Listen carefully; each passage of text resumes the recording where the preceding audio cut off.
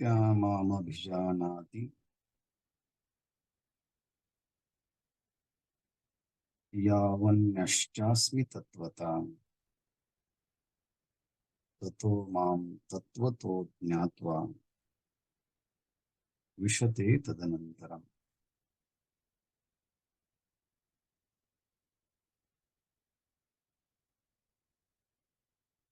श्रीमद्भगवद्गीता अध्याय मोक्ष संन्यास योग,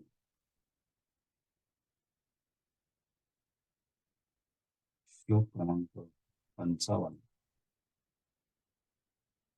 आणि या श्लोकाच्या अंतर्गत किंबहुना ह्या श्लोकावरती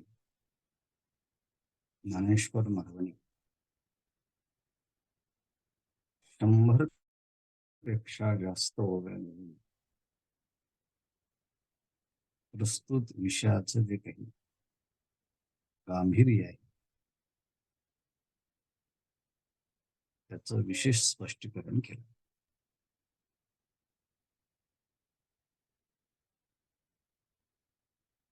भगवान म्हणतात की अहम यावान अस्मि च यह अस्मि तत्वतः भक्त्या माम अभिजानाति ततः माम तत्वता ज्ञात्वा तदनंतरम विशते।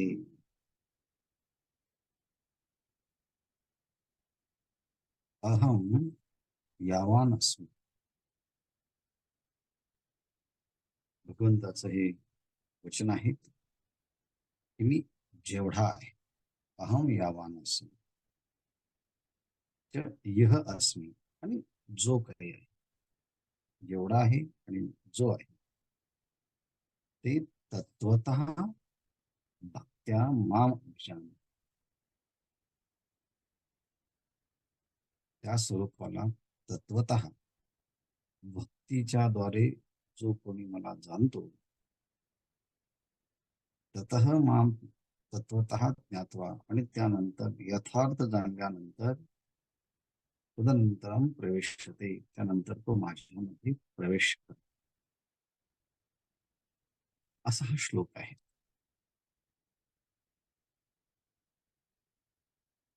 भक्त्या इति, भक्त्या म्हणजे भक्तीच्या द्वारे,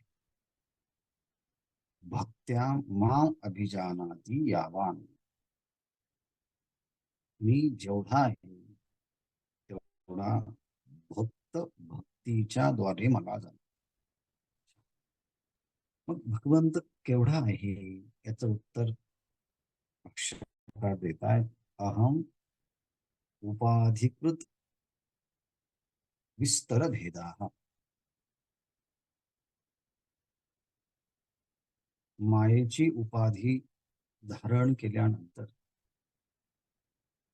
ते चैतन्यच ईश्वर रूपाला प्राप्त होते, आणि तो ईश्वर मायेची उपाधी धारण करून त्या मायेच्या अंतर्गत वेगवेगळ्या उपाधी धारण करतो,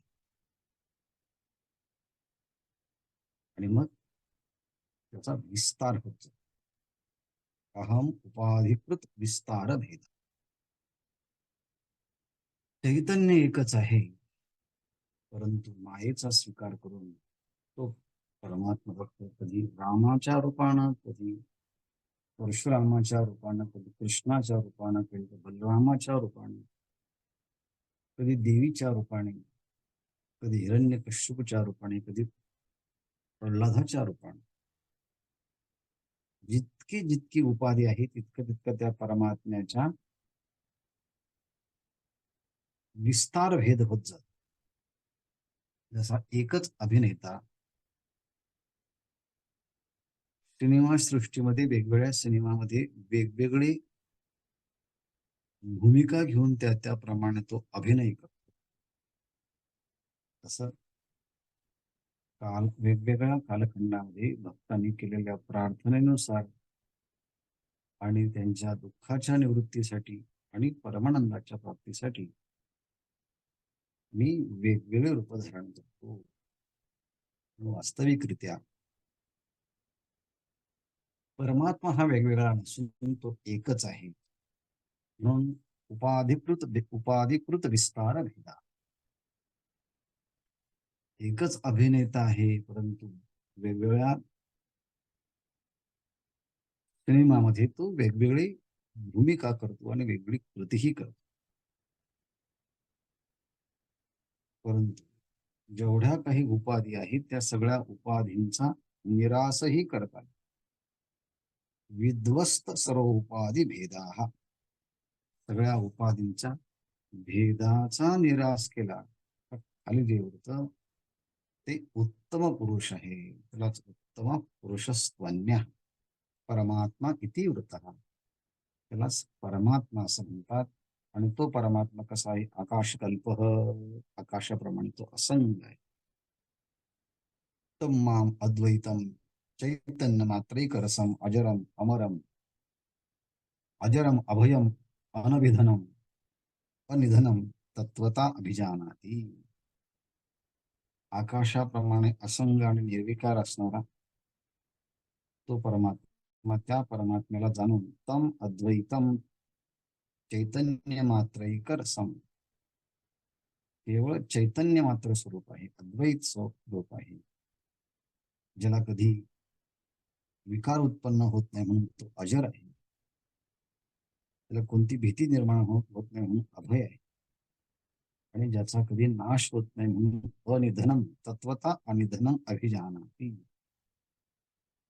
तत्वता अभिजानाती, तत्वता विचार केला असता तर तो अनिधनम तत्वता, तो कधी मृत्यू ह्या विषयाला प्राप्त होतो.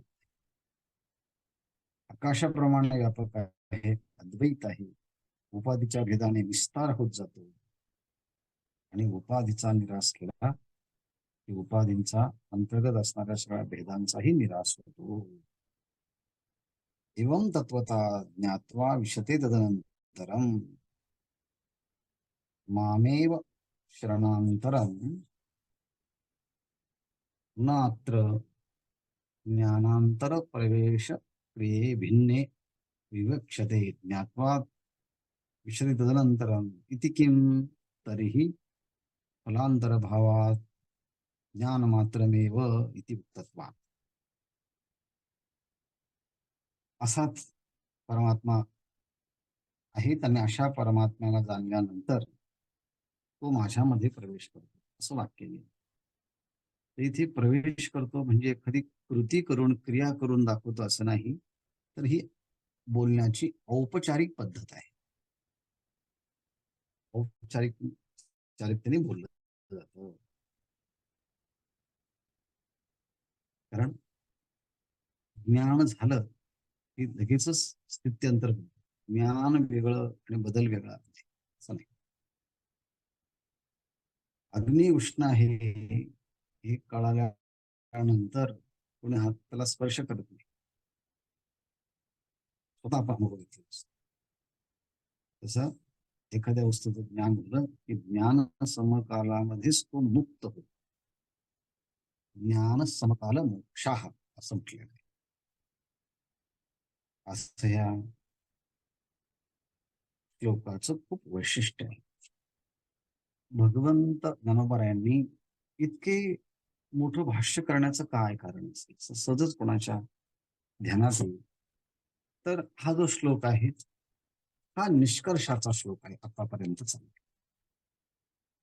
हा विषय झाला होता कुठून सुरू सुरू त्याचं आपण थोडक्यात समालोचन करून मग आपल्या ध्यानी.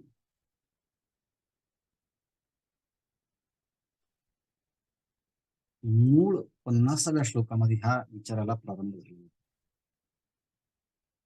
आणि अर्जुनाचं निमित्त करून भगवंताने सांगितलं की बाबा रे, मी अत्यंत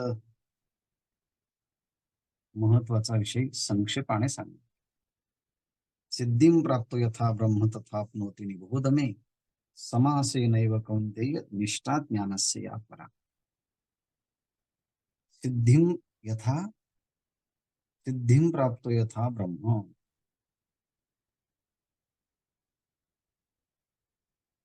ज्याप्रमाणे निष्काम कर्माच्या द्वारे त्या ईश्वराची आराधना करून त्यापासून प्राप्त झालेला जो काही प्रसाद आहे,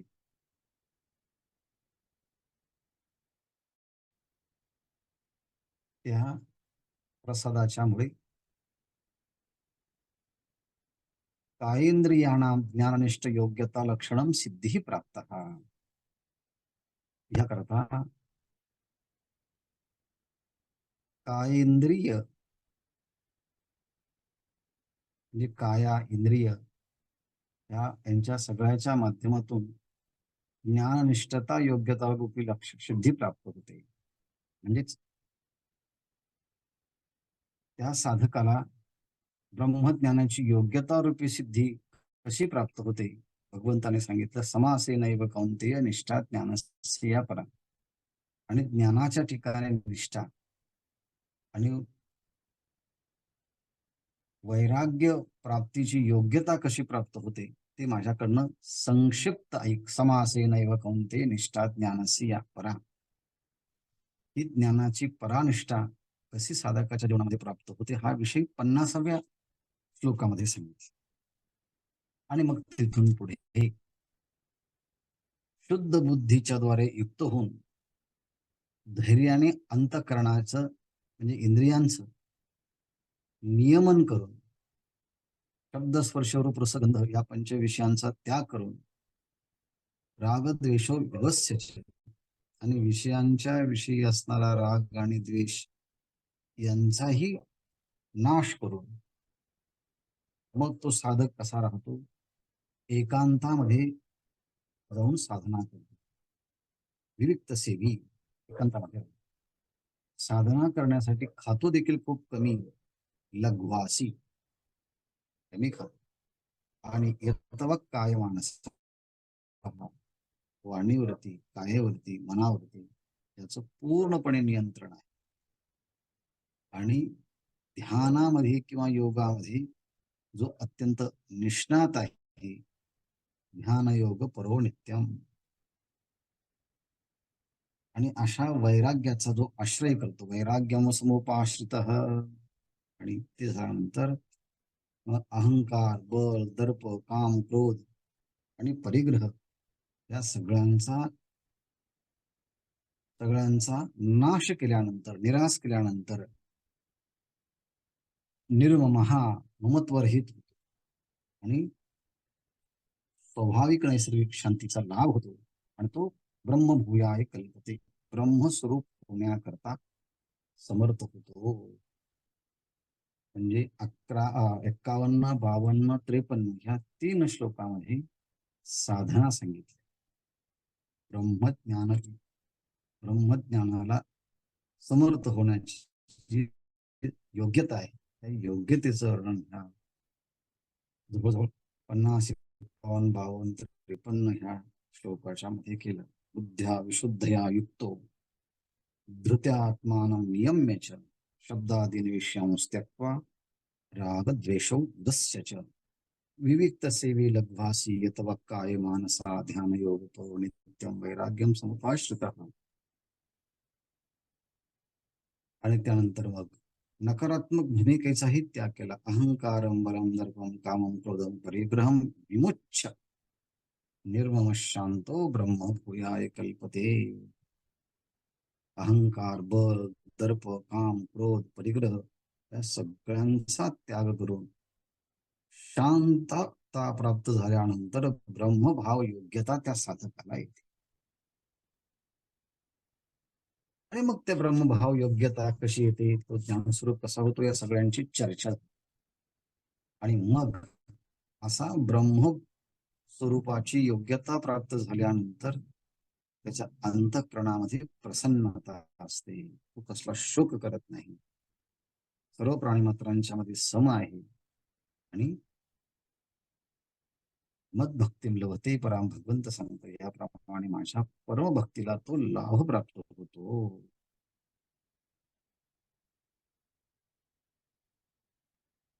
आणि जी पराभक्ती आहे त्या पराभक्तीलाच शक्ती म्हणतात, त्या पराभक्तीलाच ज्ञान म्हणतात, त्या पराभक्तीलाच आणखी वेगवेगळे नाव आहे, शक्ती म्हणतात. आणि मग असा जो कोणी भक्त आहे तो भक्त परमात्मा जेवढा आहे आणि जसा आहे त्या भक्तीच्या द्वारे त्याला जाणतात. आणि तत्वमाम तत्व तो ज्ञात्वा, आणि त्या परमात्म्याला जाणल्यानंतर त्या परमात्म्यामध्येच प्रवेश करतात. या म्हणण्याचा अर्थ आहे परमात्म्याशी तो ऐक्य पावतो. फक्त म्हणण्याची पद्धत एवढी आहे की तो ऐक्याला पावतो, तो त्यामध्ये प्रवेश करतो, पण तो त्या परमात्म्याच्या बरोबरच तन्मय होऊन जातो. असा हा सगळा भाष्याच्या आधाराने विचार केला तर लक्षात येईल. म्हणजेच हा 55वा श्लोक 50व्या ओवीमध्ये जी प्रतिज्ञा केली होती, समासे नैव कौंतेय, संक्षेपाने तू सांग, मी सांगणार आहे. आणि मग मग 51, 52, 53, 54 या सगळ्या श्लोकामध्ये त्या साधनेचा क्रम कसा आहे वरती जाईपर्यंत हा सगळा सांगितला. आणि मग ह्या श्लोकाची सुरुवात होती. आणि या श्लोकाची सुरुवात होताना भगवंतानी ज्या पद्धतीने वर्णन केलं की तो साधक माझ्या स्वरूपाला प्राप्त होतो, तो भक्तीचं साधन म्हणून मानलेला आहे. आणि भक्तीच्या साधनाने तो भगवंताशी एक रूप होतो. भक्त्या माम अभिजानाति यावान न्यश्चास्मी तत्वता ततो माम तत्वतो ज्ञात्वा विशते तदनंतरम. आणि मग परमात्म्याशी स्वरूपाशी ऐक्य पाहून मग त्याच्याकडनं भक्तीचा व्यवहार कसा होतो असा प्रश्न आहे. मग यावरती ज्ञानेश्वर महाराजांनी ऐक्याला पावल्याशिवाय खऱ्या अर्थानं व्यवहारच घडत नाही अशा सांगण्यावरती खूप भर दिला. वेगळं राहून त्यामध्ये ऐक्याचा आनंद घेता येत नाही. एकरूप झाल्यावरच ऐक्याचा आनंद घेता येतो. या सांगण्यासाठी नदी समुद्राला मिळाल्यानंतरच त्या नदीला समुद्रा एवढं स्वरूप प्राप्त होतं. किंवा समोर आरसा ठेवल्यानंतर आपण आपलं प्रतिबिंब आरशामध्ये पडतं. त्या सापेक्ष ज्याचं पडतं तो प्रतिबिंब आणि आरशात पडलेलं प्रतिबिंब. पण आरसाच काढून टाकला तर आरशात पडलेलं प्रतिबिंब नाहीसं होतं आणि प्रतिबिंबाच्या सापेक्ष आलेलं बिंब हे नावही नाहीसं होतं. आणि बिंब प्रतिबिंब विरहित केवळ मुख मुखाच्या ठिकाणी राहतं. हे असो दर्पण नेलिया तो मुख बोधूही गेलिया, देखले पण एकल्या आस्वादिजे जेवी. मग केवळ आपणच आपल्या मुखाचा आनंद घेतो. हो, आरशाशिवाय मी माझं खरं स्वरूप जे आहे आरशावर अवलंबून आहे, आरशाशिवाय सुद्धा अवलंबून आहे, अशा प्रकारचा बोध त्याला प्राप्त होतो. किंवा शैल्या स्वप्न नाशे आपुले ऐक्याचे दिसे, ते दुजन जैसे भोगी जैका. जसं जाग झाल्यानंतर स्वप्न नष्ट होतं आणि त्यावेळी आप स्वप्न नष्ट झाल्यानंतर आपलंच आपल्याशी ऐक्य होतं. त्याप्रमाणे द्वैतावरून भक्त मला अभेदाने कसा भोगतो आणि कसा सुखाचा अनुभव घेतो त्याचा हा विचार सगळा सांगितला आहे. परंतु यावरती काही लोक आक्षेप घेतात. देव आणि भक्त एकरूप झाल्यानंतर दोघांच्या मध्ये क्रिया होईलच कशी? कारण ज्ञात्वा विशते ज्ञात्वा हे एकमेकाला जाणून ते काय करतात, प्रवेश करतात विशते तदनंतर. परंतु व्यवहार घडण्यासाठी दोन भिन्न गोष्टी असाव्या लागतात. एकरूपतेमध्ये क्रिया घडत नाही. असा सामान्य नियम सगळ्यांना माहिती, परंतु ह्या सामान्य नियमावरती आचार्य ज्ञानेश्वर महाराज त्यावरती आक्षेप घेत. अहो म्हटले, खऱ्या अर्थानं व्यवहार हा ऐक्यामध्येच होतो, भेदात खऱ्या अर्थानं व्यवहारच होतो.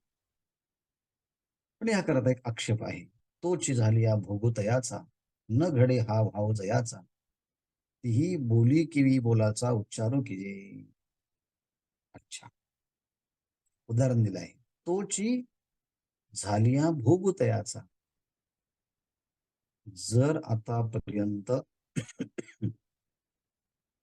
भगवंत, भक्ती आणि भक्त यांच्या भक्तीच्या साहाय्याने भक्त भगवंताशी सगळा प्रेमाचा व्यवहार करतो, बरोबर आहे. परंतु आता तो भक्तच भगवंताशी पूर्णपणे आता एकरूप झाला, ऐक्याला पळा, तोची झाली या तयाचा भोग. मग आता भोगता, भोग्य आणि भोग ही त्रिपुटी मावळ. मग आता ऐक्याला पावल्यानंतर मग क्रिया कशी काय होईल? म्हणून तोची झाली या भोगू तयाचा न घडे. तो भक्तच भगवंताशी एकरूप झाल्यानंतर मग ऐक्याचा व्यवहार कसा घडेल? न घडे जयाचा भाव न घडे, हा त्याच्या अंतःकरणामध्ये खरंच वाटत नाही की ऐक्यामध्ये व्यवहार कसा काय घडतो. मग ऐक्यामध्ये व्यवहार घडतो की नाही, का भेदामध्येच व्यवहार घडतो? उलट खऱ्या अर्थाने भेदामध्ये व्यवहार घडत असला तरी त्या व्यवहाराचा आनंद येतो, आणि अभेदामध्ये खऱ्या अर्थानं आनंद येतो. ज्ञानेश्वर महाराज आपल्या अचूक तर्काने हे सिद्ध करतात. म्हटले, पहा, तीही बोले किवी बोलाचा उच्चारो की जे ऐक्यामध्ये गेल्यानंतर कोणता व्यवहार होत नाही. मग सांगितलं, एखाद्या माणसाला व्याख्यान करायला सांगितलं की तुम्ही शब्दावर बोला, शब्दाचं महात्म्य सांग. मग आता शब्दाचं महात्म्य सांगायचं ठरलं तर ते कशाने सांगता येईल?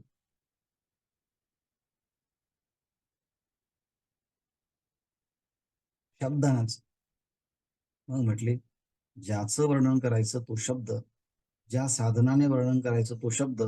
मग आता शब्द एकरूप असताना सुद्धा शब्दाच्या माध्यमातूनच शब्दाचं वर्णन जेव्हा केलं जातं, तसं ऐक्याला पावल्यानंतरच ऐक्याचा खरा वर्णन घेतो असं सिद्ध करायचं. म्हणून तीही बोले केवी बोलाचा उच्चार केले. अहो, ऐक्यामध्ये व्यवहार कसा घडत नाही? बोलण्याचा विषय आणि बोलणं दोन्ही जर एकच असेल तर तरी देखील बोलण्याने बोलण्याच्या विषयांचं कसं काय वर्णन केलं जातं? कारण बोलणं आणि बोलण्याचे शब्द हे एकच आहे. तीही बोली केवी बोलाचा उच्चार कीजे. मग एक शब्दाने शब्दाचा उच्चार कसा काय होतो बरं? म्हणजेच ऐक्यामध्ये सुद्धा व्यवहार घडू शकतो. पण तुम्ही म्हणत असाल की ऐक्यामध्ये व्यवहार घडतच नाही, तर ज्ञानेश्वर महाराज म्हणतात, तयाच्या नेनो गावी रवी प्रकाशाते हन देवी, ती योमा लागी मांडवी उघिली तीही. आता ऐक्यामध्ये व्यवहार कसा घडतो हे ज्ञानेश्वर महाराजांनी सिद्ध करून दिलं. पण तुम्ही असं म्हणत असाल की नाही नाही, व्यवहार घडण्याकरता भेदच लागतो, द्वैतच लागतो. तर म्हटले, उपहासाने माऊली म्हणतात, तयाचे काही नेनो, त्यांचं कसं काय हे असं होतं, भेदामध्येच द्वैताचा व्यवहार होतो असं कसं काय होतं मला माहिती नाही. पण तसं जर म्हणलं तर रवी दिवी हन प्रकाश म्हटले, सूर्याला प्रकाशमान होण्यासाठी खरोखर दिव्याचं सहाय्य घ्यावं लागतं का? किंवा दिवा त्या सूर्याला कधी प्रकाशित करील का? तुम्ही असं म्हणतात की व्यवहार हा अभेदामध्ये घडत नाही, व्यवहार हा भेदामध्ये घडतो. ज्ञानेश्वर महाराज म्हणतात नाही, अभेदामध्ये सुद्धा व्यवहार घडतो आणि भेदातला व्यवहार घडतो तो खरा व्यवहारच नाही. कसं हे पहा, तयाच्या नेणोगावी, परंतु कसं काय हे त्या अभेदामध्ये व्यवहार घडत नाही, त्यांच्यामध्ये असं कसं काय घडतं मला माहिती नाही. पण जरूर काही तसं जर मानलं तर खन म्हणजे खरोखर रवी दिवी प्रकाशी म्हणजे सूर्याला प्रकाशित करण्यासाठी दिव्याच्या साह्यानं सूर्याला प्रकाशित केल्यासारखं होईल. पण असं कधी होईल का? नाही, होत नाही. किंवा योमा लागी मांडवी उभिली ती, आपण वेगवेगळ्या कार्यक्रमासाठी मांडव तयार करतो. पण म्हटले आता आकाशालाच मांडव द्यायचा आहे. पण म्हटले आता आकाश वेगळं आणि मांडव वेगळं, व यांच्यामध्ये भेद आहेत. आणि तुम्ही म्हणतात जिथे भेद असेल तिथे व्यवहार घडतो. मग सांगा, आकाशाला कधी मांडव घालता येईल का? तर त्याचं तर भेदच आहे. पण भेद असताना सुद्धा व्यवहार घडू शकत नाही. अच्छा. किंवा आणखी उदाहरण देत, ऐक्य झाल्याशिवाय खऱ्या अर्थानं ऐक्याचा व्यवहार कसा घडत नाही हे समजून सांगत असताना दुसरं उदाहरण, का राजन्नत्व नव्हता अंगी, रावो रायपण काय भोगी, का अंधारू हन अलिंगी दिनकराते. प्रश्न विचार.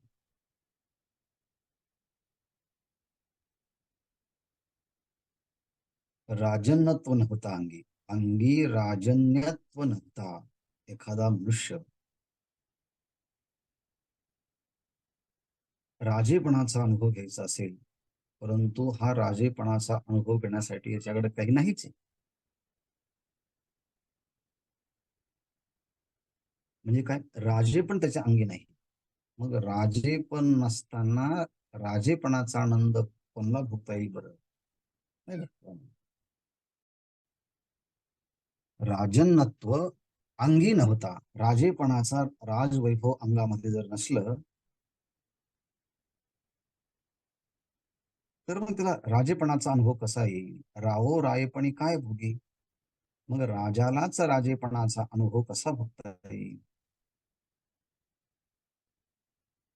म्हणजेच अंगामध्ये राजेपण असावं लागतं आणि मग राज्यपणाचा स्वभाव भोगता येतो.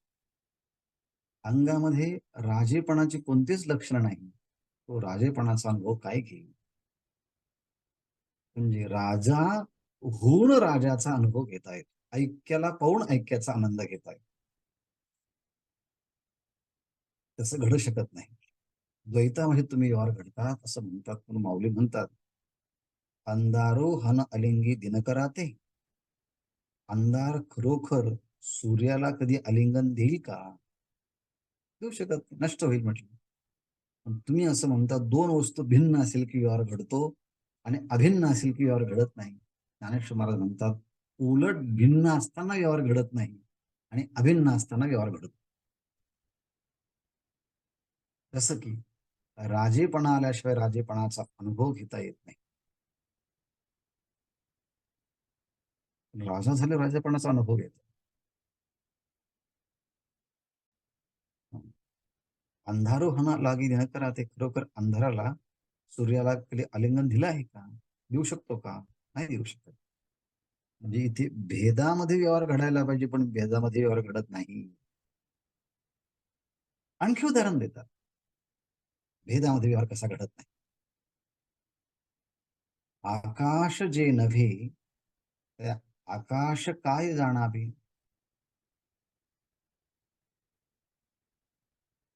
जे आकाश आकाश जे नव्हे, जे आकाशच झालेलं नाही त्याला आकाश कसं असतं, किती मोठं असतं कसं कळणार? आकाश किती मोठा आहे हे पृथ्वीला कळणार नाही, वायूला कळणार नाही, तेजाला कळणार नाही, अग्नीला कळणार नाही, कारण सगळेचे सगळे या वायूच्या पोटामध्ये असतात. मग आकाश जे नव्हे, परंतु जे आकाशच नाही, तर या आकाश काय जाणावे? जे कधी आकाशच झालं नाही, त्याला आकाश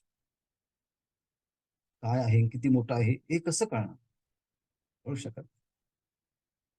किंवा रत्नाची रूपी मिरवी गुंजाचे लेणे, त्या रत्नाच्या पुढे गुंजाचे अलंकार केले तर ते सुशोभित होतील का? नाही होणार. दोन भिन्न वस्तू आहे तरी व्यवहार घडत नाही. उलट आकाश स्वरूप आकाश झाल्याशिवाय आकाशाचा मोठेपणा आकाशाला कळणार नाही. हो, किती किती दृष्टांत दिले बरं. खरा व्यवहार होतो तो ऐक्यामध्येच, भेदामध्ये व्यवहार होत नाही. म्हणून मी होणे नाही, तया मीची आहे की ही, मग भजेल हे काही बोलो की.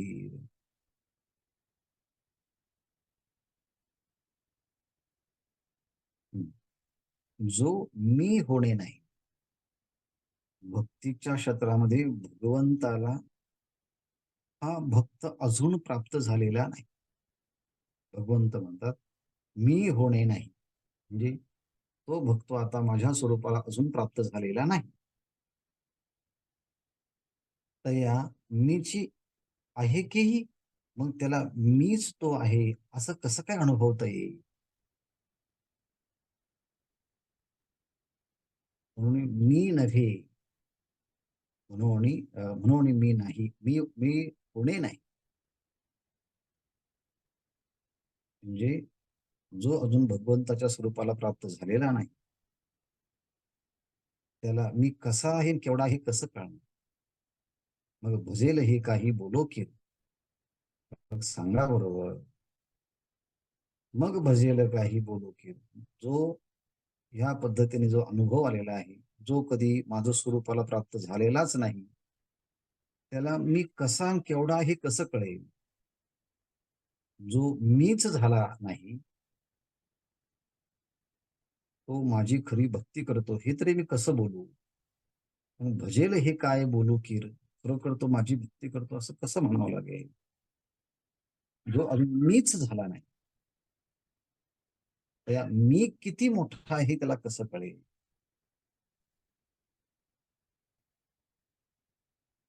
कळणार नाही. आणि मग भजेल हे काही केलं बोलू, मी माझी खरी भक्ती करतो हे मी कशी बरं बोलू?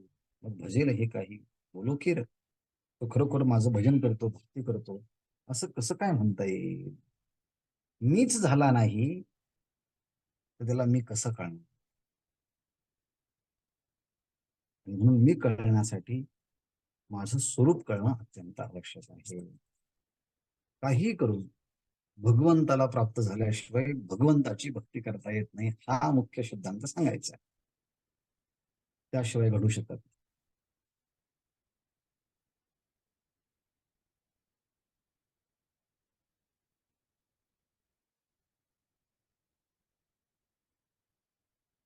आता ज्ञानेश्वर महाराज पुन्हा ऐक्यातच कसा व्यवहार घडतो, या लागे तो क्रमयोगी. जो क्रमयोगाचा विचार इथेच प्रस्तुत काळामध्ये 51, 52, 53, 54 क्रमाक्रमाने तो ब्रह्मभावाची योग्यता कशी प्राप्त होते असं भगवंताला तो सांगणार. भगवंत साधकाला सांगणार ह्या लागे कर्मयोगी मी झालाची माते होती. याप्रमाणे क्रमाक्रमाने तो साधक विकसित होत ब्रह्मभावाच्या स्वरूपाची योग्यता त्याला प्राप्त होते. अच्छा, मी झाली या माते भोगी, आणि मी म्हणजे तो भक्त भगवंताचं स्वरूप हो भगवंताच्या स्वाचा, या लागी तो कर्मयोगी मीच झालेली माती, तो भगवत स्वरूपच होऊन भगवत स्वरूपाचा आनंद घेतो. कसं घेत असं सर, कसं घेतो, कसं काय घेतो? ते म्हटले तारुण्य का तरुणांगी जिया परी तरुणांगी का तारुण्य. वयात आलेली जी मुलगी आहे, एरवी ती सुंदर दिसतेच, पण एकदा की ती वयात आली, प्रथम वयसा काळी लावण्याची नवाळी प्रगटे जैसी आगळी अंगना अंगी. वयाच्या अगदी प्रारंभिक काळामध्ये ती मुलगी जी आहे तिचं सौंदर्य किती रेखीव आखीव असतं.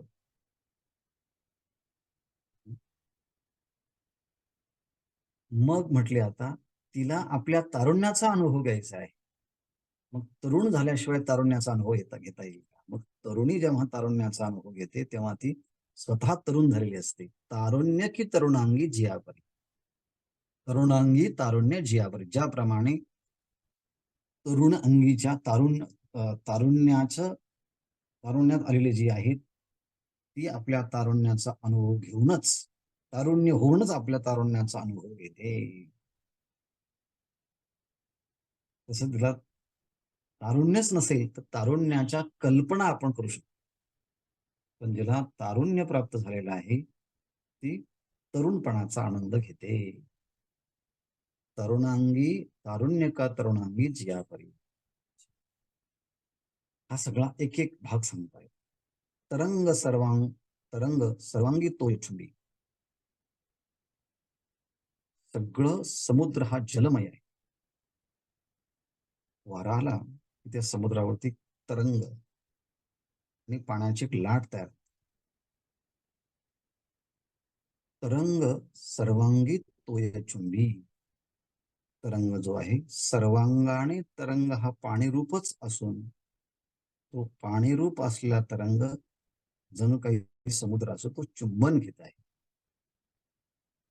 कारण सर्वांगाने समुद्राच्या पाण्याचा तो होऊन जणू काही ती लाट पाण्याच्या समुद्राच्या पाण्याशी जणू काही चुंबन घेते. तरुणांगी तोय चुंबी, सर्वांगी तोय चुंबी, प्रभा सर्वत्र विलसे बिंबी.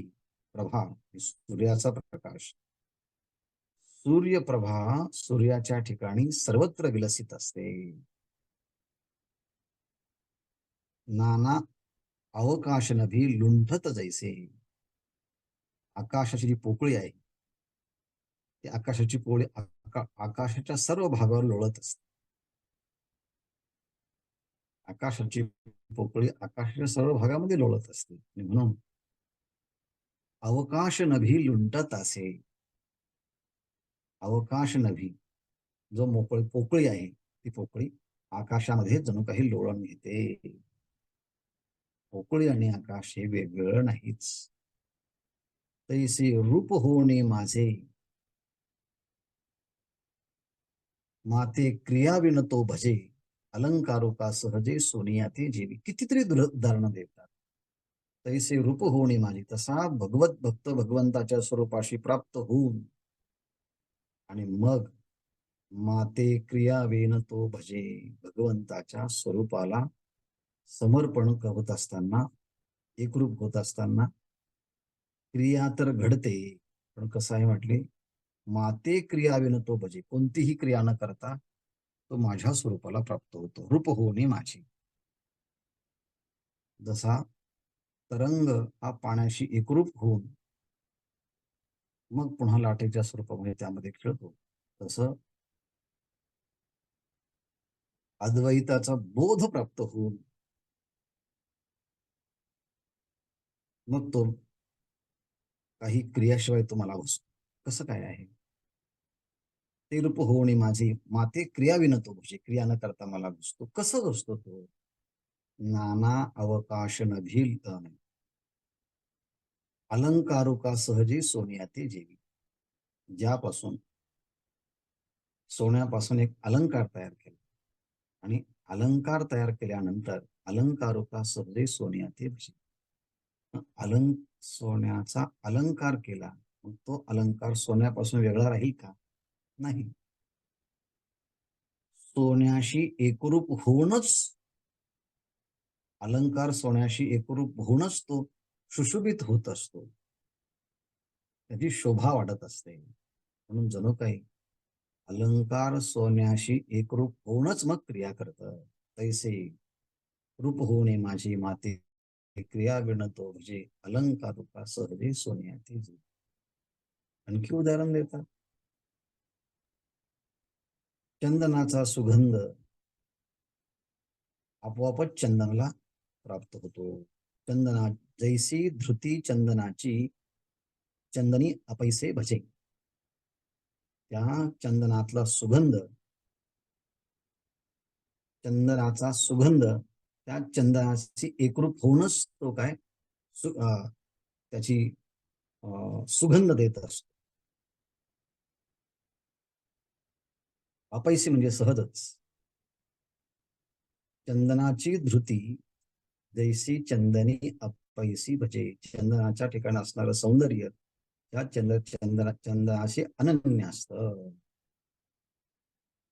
किंवा अकृत्रिम शशी चंद्रिका जेवी. चंद्राचा एक निर्धंब क्रिया शून्य ती चंद्रिका क्रिया करत असते. ज्योत्स्ना प्रकाश चंद्राचा क्रियाशून्यतेने भक्ती करत असते. यावरून एक मोठा निष्कर्ष सांगतात. भक्त भगवंताशी एकरूप कसा होतो ते 51, 52, 53, 54, 55 या श्लोकापर्यंत सांगितले. आणि त्याला ब्रह्मभाव प्राप्तीची योग्यता प्राप्त होते, आनंद प्राप्त होतो, द्वैत सर्व निरसन होऊन. आणि अशाच्याकडनं ही भक्ती भगवंताच्या स्वरूपाला प्राप्त होऊन भगवंताची भक्ती घडते. हा सिद्धांत पुन्हा पुन्हा पुन्हा पुन्हा सांगितला ज्ञानोत्तर प्रेमलक्षणात्मक भक्तिवान. अशा पद्धतीचा विचार अगोदर ज्ञानेश्वरीमध्ये कुठे आला नाही. पहिल्यांदाच हा असा विचार येतो की भगवंताशी एकरूप झाल्याशिवाय भगवंताच्या भक्तीचा आनंद घेता येत.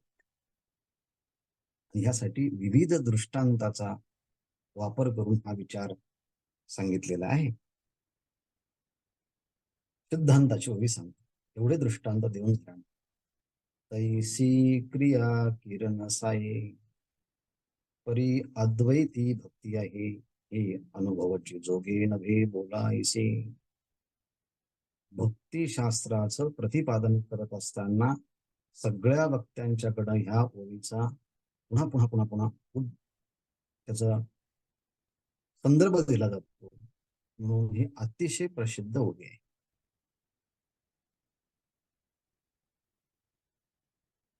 भगवंताशी भक्त एकरूप झाल्यानंतर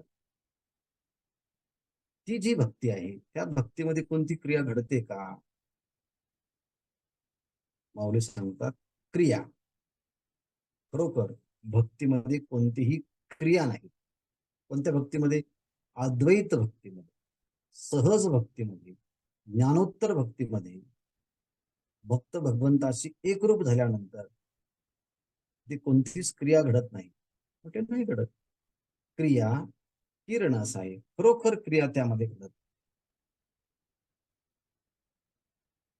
आम्ही तीच म्हणतो ना, अद्वैतामध्ये क्रिया घडत.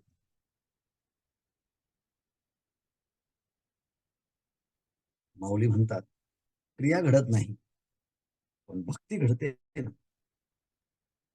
तरी अद्वैती भक्ती आहे.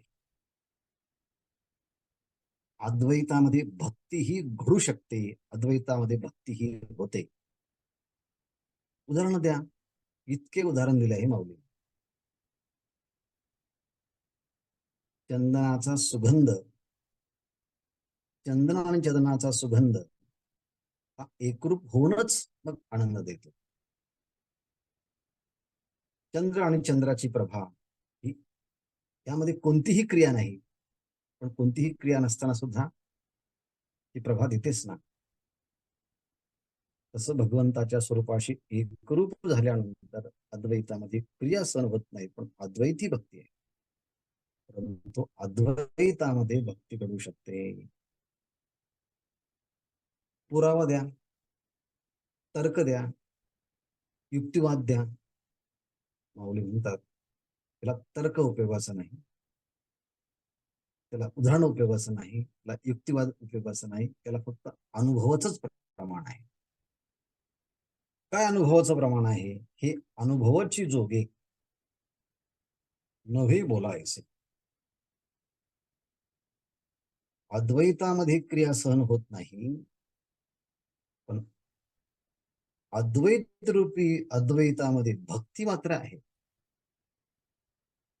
पण भक्तीमध्ये तर मग पूजा आहे, भक्त आहे, या सगळ्या क्रिया तर घडतच नाही. ते म्हटले सहज भक्तीमध्ये सगळ्या क्रिया जरी घडत असल्या, पण साधक साधना करत करत भगवंताशी पूर्णपणे एकरूप झाले, ऐक्याला प्राप्त झाले, पण तरी देखील त्याच्याकडनं भक्ती घडते. याला पुरावा माऊली म्हणतात माझा पुरावा. हे अनुभवाची जोगे, ही जेव्हा तुमच्या अनुभूतीला येईल ना, तेव्हा तुम्ही हे माझं म्हणणं स्वीकारा. आणि अनुभव न घेता म्हटले, मग अनुभव न घेता ही बोलण्यात येण्यासारखी गोष्टी नाही. हे अनुभवाची जोगे नव्हे बोलायचे, ही गोष्ट अनुभवानेच सिद्ध करता येते, बोलण्याने तर्काने अनुमानाने सिद्ध करता येते. म्हणून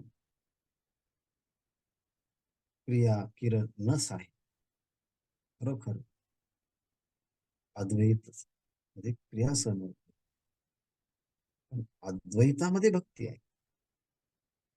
अद्वैतामध्ये क्रिया सहन होत नाही, पण अद्वैतामध्ये भक्ती आहे. पण भक्तीमध्ये तर क्रिया घडते ना. ते म्हटले नाही, तुम्हाला ते कळ हे करण्यासाठी अद्वैत स्वरूप होऊनच तुम्हाला अद्वैताची भक्तीची जेव्हा अनुभूती येईल, तेव्हा अनुभवाने म्हणाल हो. अनुभवाची जोगी हे बोला. अर्थात अनुभवाचं प्रबल प्रमाण देऊन भगवंताशी एकरूप झाल्यानंतरही भगवंताच्या स्वरूपाच्या मध्ये अद्वैत भक्ती होऊ शकते. भगवंताच्या स्वरूपाला प्राप्त होऊनच मग खऱ्या अर्थानं अद्वैती भक्ती होऊ शकते, आणि तीच खरी भक्ती आहे. निरवी द्वैतामध्ये ती होऊ शकत नाही. याचा आणखी विचार खूप सूक्ष्म आहे, आपण तो प्रमाणे करूया. फक्त दृष्टांत लक्षात ठेवा, सिद्धांत लक्षात. ओ